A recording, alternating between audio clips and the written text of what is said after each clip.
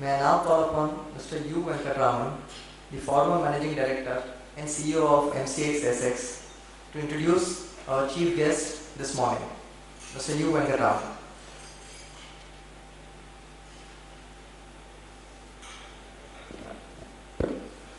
A very good morning to all of you, ladies and gentlemen. Having had a core central banker turned to a commercial banker, now we are going to hear a totally core commercial banker and a treasury expert. At the outset, I want to congratulate Mr. Pravin Gupta because he has been very recently promoted as the Managing Director of State Bank of India, having the privilege to oversee a balance sheet size of over 18 lakh crore. It's a matter of great privilege. Prior to becoming the Managing Director, Pravin Gupta was the MD and CEO of the SBI Capital Markets Limited, the merchant banking arm of State Bank of India. Earlier, he was the DMD and CFO of the State Bank of India. He has been with the State Bank of India for over 3 decades, having joined the bank in 1982, holding important assignments in the bank in India and abroad, including the Chief General Manager Global Markets, looking after bank treasury operations, including the bank's investment portfolio, forex, money market and equity market operations in the envy of all the market participants.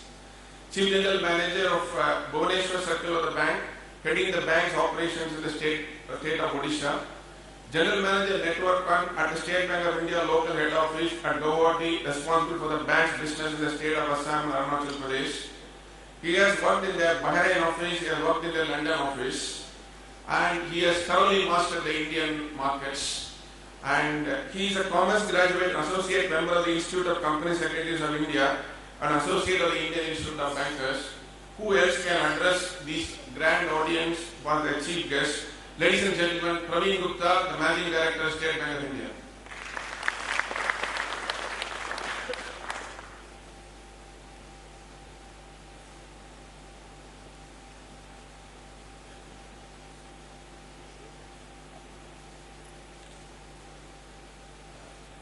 Good morning.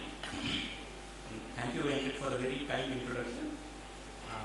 Thanks to Angus Risk Consulting, PSC, and Venkatesh Vidu, particularly, who have been calling me to be here today with you. I was supposed to be in one of the panels actually, but I think the last minute there was a switch, and he asked me to speak to you today. But I think it's not fair. Asking anybody to speak after Mr. Padmanabhan has spoken, I think it's not fair at all actually. Mr. Padmanabhan particularly is a huge authority on the subject. In fact, today he did touch upon some of the subjects, top issues relating to internationalization of Rupee, but I think more importantly, he made a seminal speech on this subject some time back. I think I will advise everybody to particularly go to that speech and read, which flags all the issues relating to internationalization. This topic has been not discussed in the recent past, particularly because of the Chinese yuan, some of the actions which the Chinese authorities took actually. But I think before we go into the topic itself, I think we need to ask some basic questions, as I think Mohan Bhatta started asking also. Should Rupee be internationalized at all? Is it necessary? Does it really help in the economic growth of the country? Is it even desirable?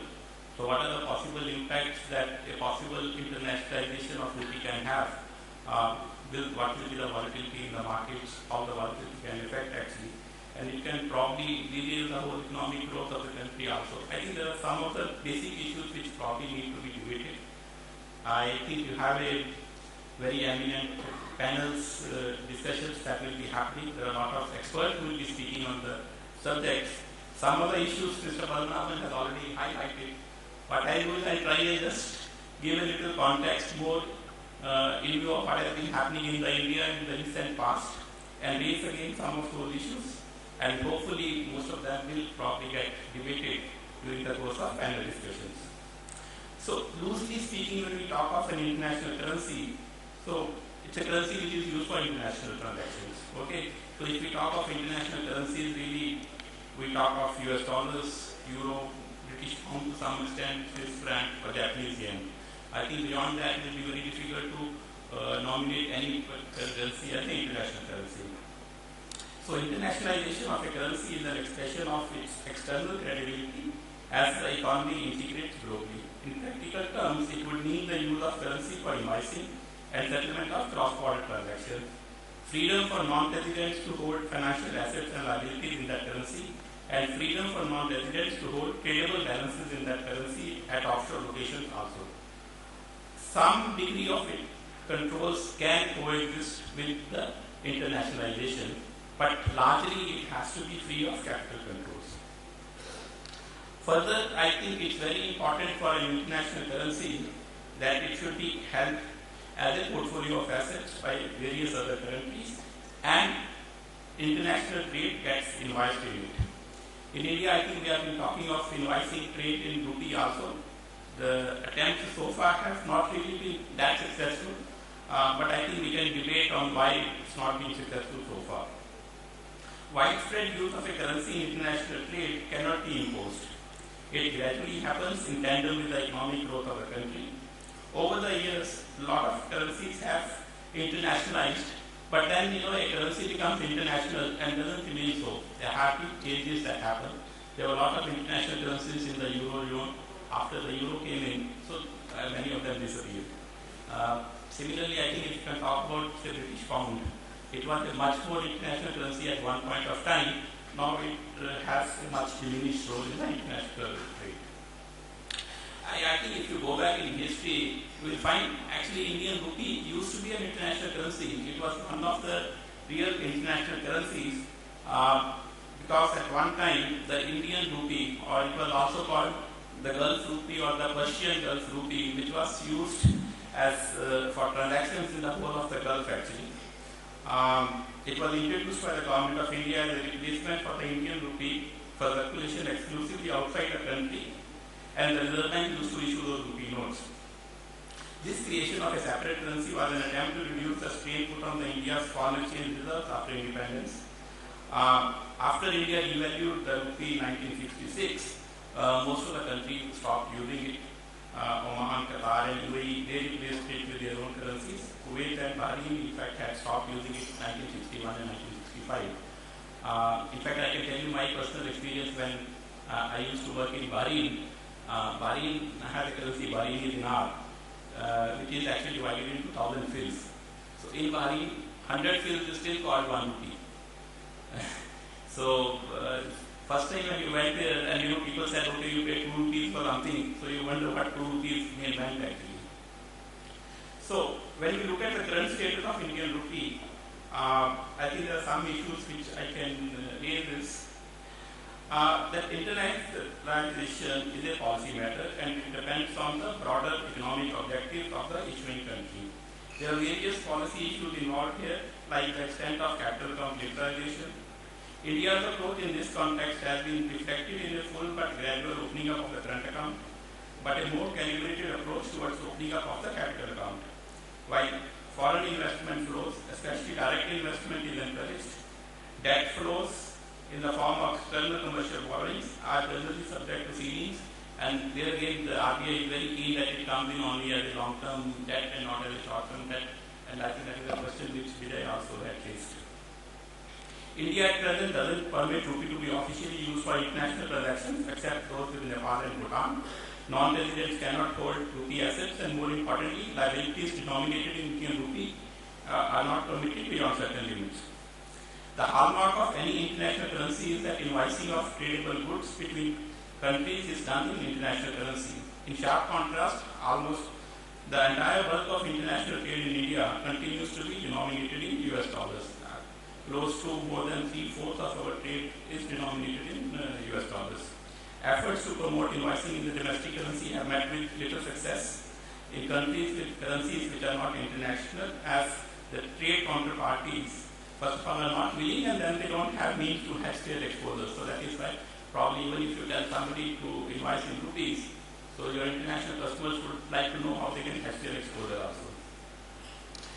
Another important point I think is that India accounts for a very small proportion of the total foreign exchange market turnover in the world as compared to other countries. As per the latest 2013 data, India's average daily share of the total foreign exchange turnover is 0.5%. So with the 0.5% rate, I think I don't really think you can really have an international currency.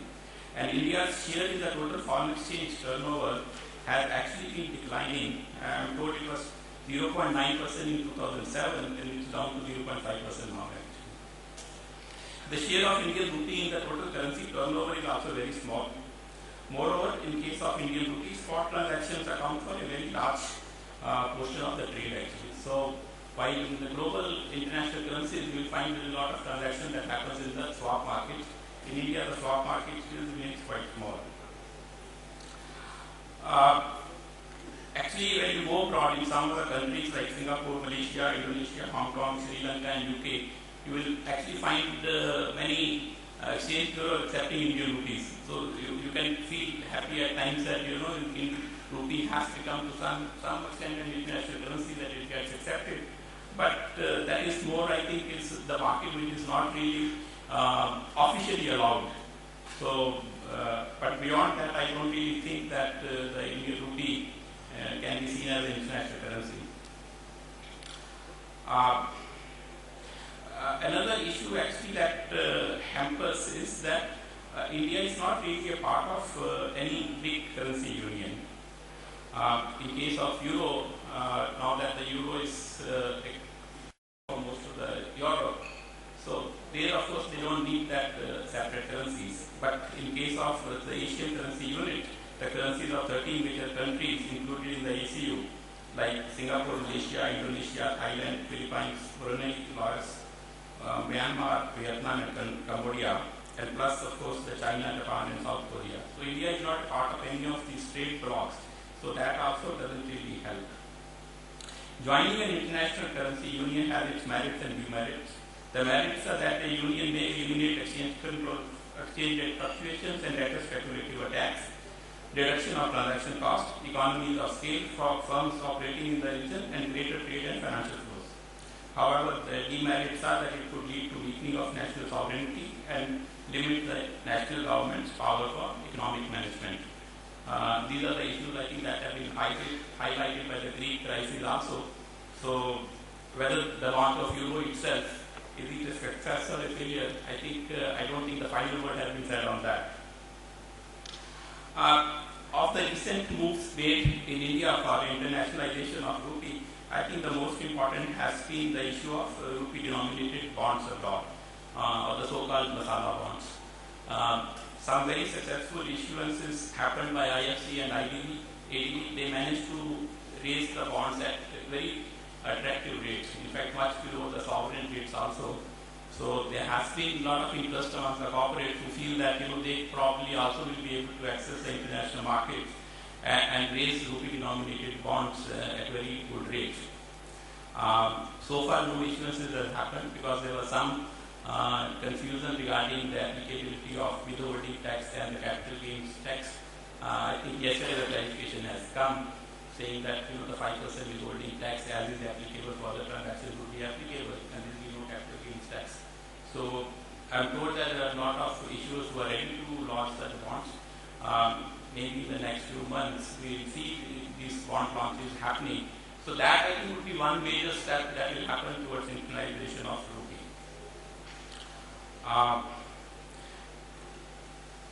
For internationalization of any currency, I think there are 5 major factors which need to be really seen.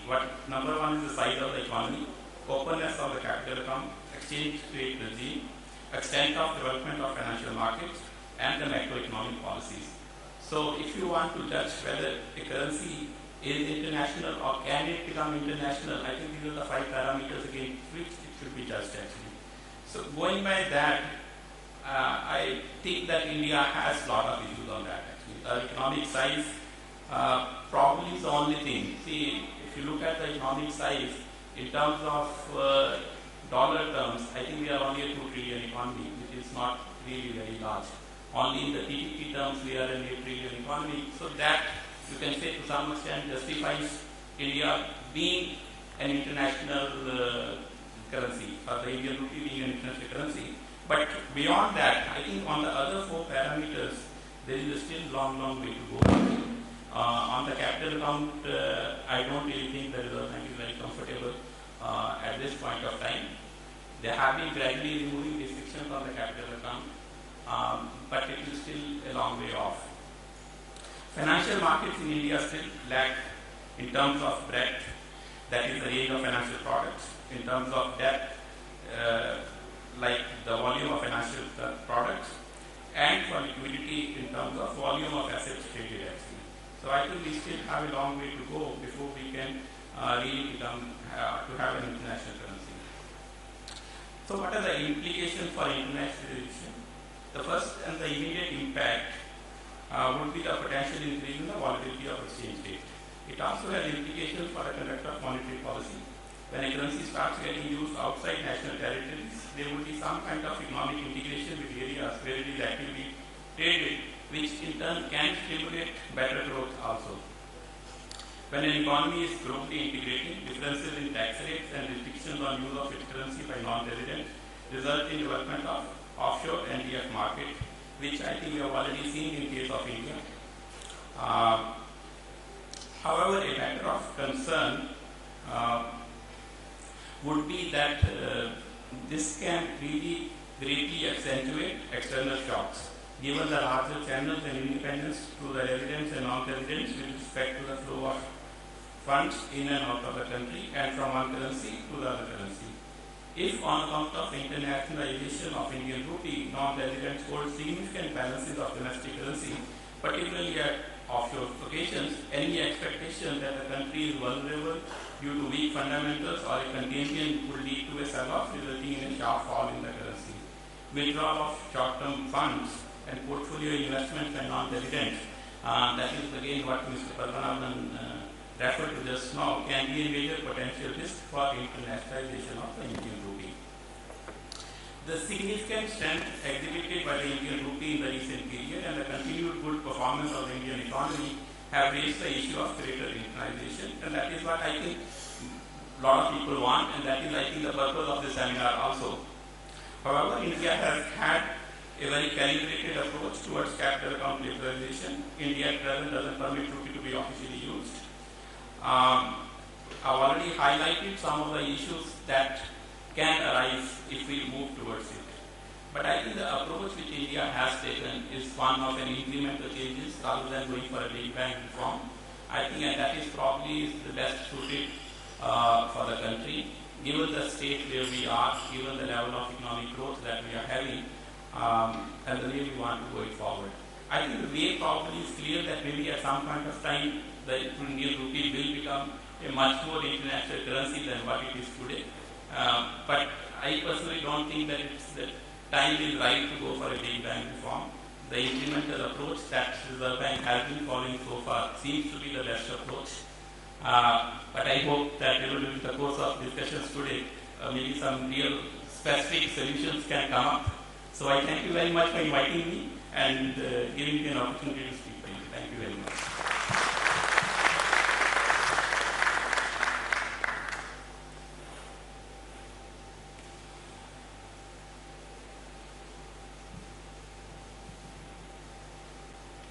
So there's a Q&A session for next 10 minutes. Any more questions for Mr. Pravin Gupta?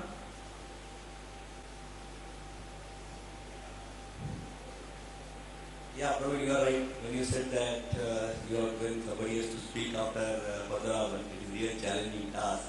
We both were spot dealers. Yesterday by this time I called you. There was a breakdown of chief guest. And spot dealers has to give price. You said yes. Okay. Thank you very much for that. And coming to the internationalization of rupee, there is a scope, and if you see the various things happening in the Indian markets, various structured products are offered by many of the foreign banks sitting abroad.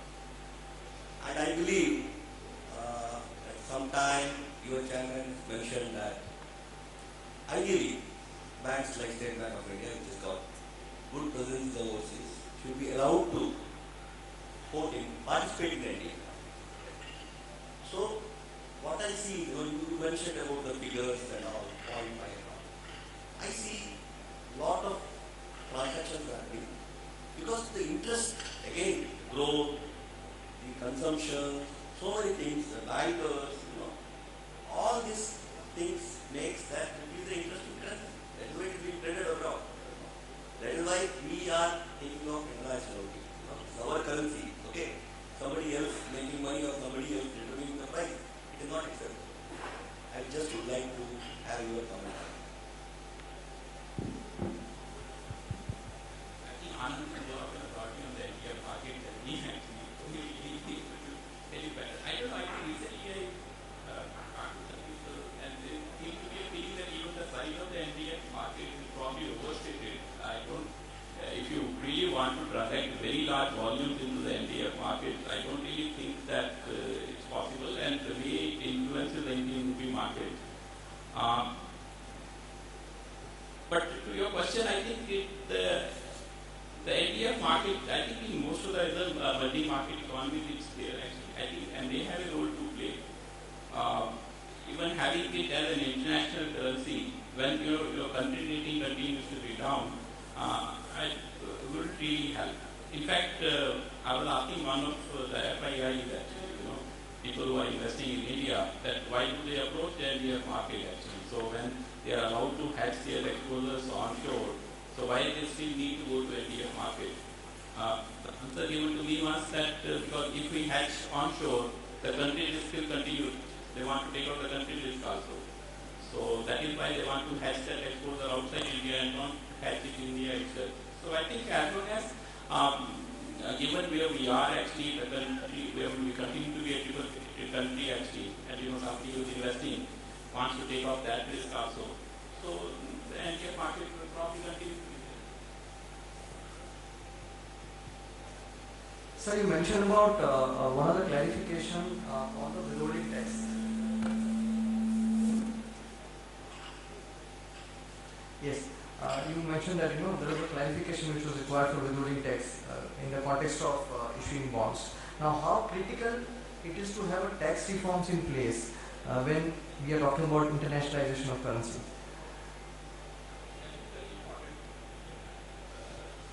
The investors would definitely like to know what the tax implications are before the investment is made.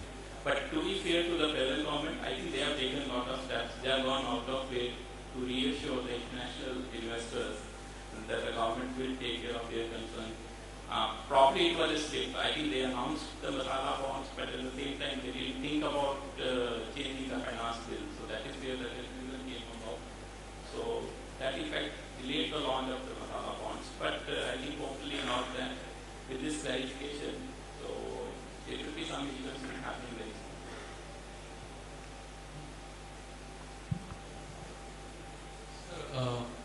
With regard to State Bank as such, it's not only the largest bank in India, it's the largest bank in India having its branches overseas as well.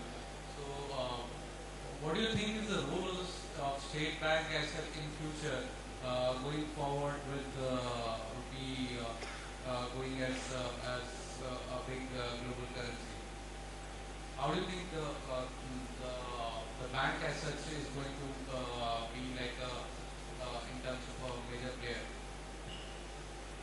State Bank has been a major player in the Indian domestic market as far as Rupee is concerned. But there are a lot of restrictions in terms of what the foreign branches can do. So in fact, they need to be guided by the exchange control regulations. So in fact, they used to probably in the past do more transactions. But now the current Reserve Bank regulation is that your branches abroad can do only what is allowed to be done in India. So given that state of affairs, I don't really think that the branches abroad can do a lot more in terms of at least the rupee exchange rates and trading in that. So you mean to say it's we are actually going backwards in terms of volumes being Yeah, see, there was a time when branches abroad used to even quote two-way quote in rupee actually, which the bank doesn't allow. They say that no, you can only sell rupee, you cannot buy rupee. So to that extent, in a way, yes. But I think these things evolve. So ultimately, our branches are in a way extension of your Indian operations.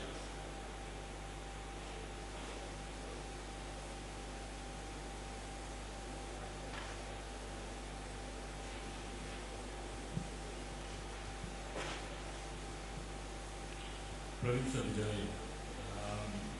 One of the things you mentioned was on masala bonds, that a lot of the companies are looking to tap the markets.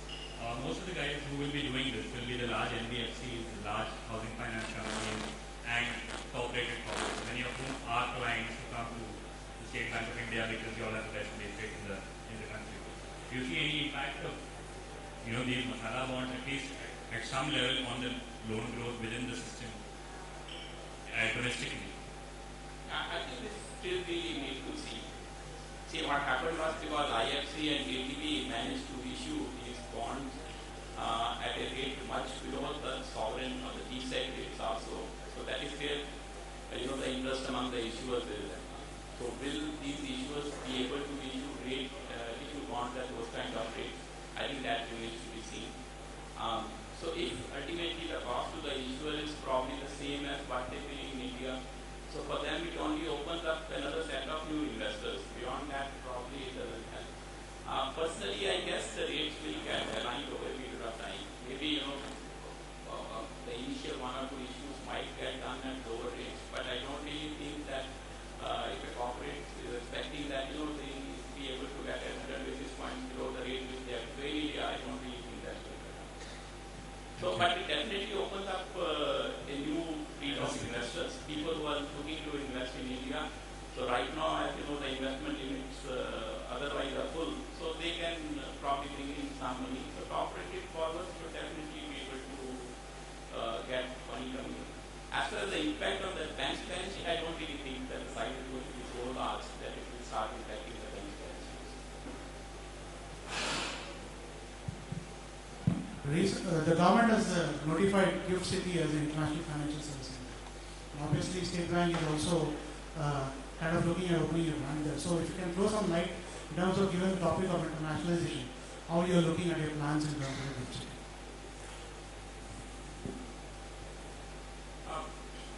See, ultimately, I think it will depend on what kind of restrictions are there on your operations into the GIFT, offshore banking unit. See, if the offshore banking unit can operate like a full-fledged foreign branch, I think obviously there will be a lot of scope for that. I think the current set of guidelines do have a lot of restrictions. I think in terms of these guidelines, even a branch there cannot deal with individuals. You cannot have individual deposits. If, for example, the RBI allows individuals to send out $200,000 every year, but that you can send to a branch abroad, but not to a branch in the GIFT City. So I think probably over a period when more relaxation comes, so that is when we expect that really to take off. But I think it's an experiment worth starting actually, so let us see how it plays out. Okay, so if you have no questions, then maybe we'll break early for tea. And before I do that, let me thank you very much, Mr. Pravin Gupta. And I know you mentioned already that you were part of the panel earlier, and then you were shifted to the chief guest speaker, and that was really indeed a kind of you to accommodate that request. And once again, thank you so much, and congratulate you, sir, for the recent announcements. And on behalf of ALMAS and BSC, may I request Mr. V. Balakrishnan to felicitate you. I'm sorry, B. Balasubramanian. I'm so sorry.